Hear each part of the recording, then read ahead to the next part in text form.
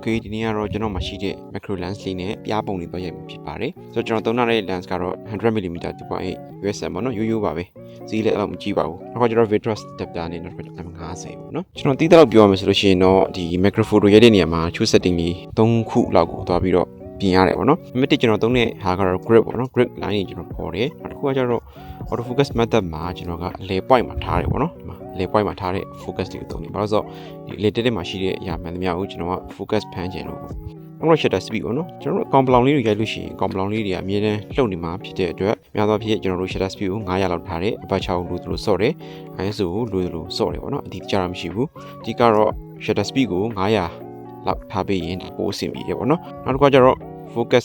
operation ပေါ့နော် auto focus operation မှာကျွန်တော်ကတော့ servo mode ကိုထားပါတယ် servo ကကျတော့ AI focus ပေါ့နော်အဲ့တော့အကောင်ပလောင်လေးတွေကအမြဲတမ်းလှုပ်ရှားပြီးတော့ဟိုဘက်ရွေ့ဒီဘက်ရွေ့ဖြစ်နေမှာဖြစ်တဲ့အတွက် shutter clock လေးကိုဖိတာနဲ့ auto focus ဖမ်းမဲ့ဒါ AI servo ကိုကျွန်တော်ကရွေးထားပေးပါတယ်အရှိကတော့ကျွန်တော်တို့ဒီ setting လေးတွေကိုကျွန်တော်သုံးပြီးတော့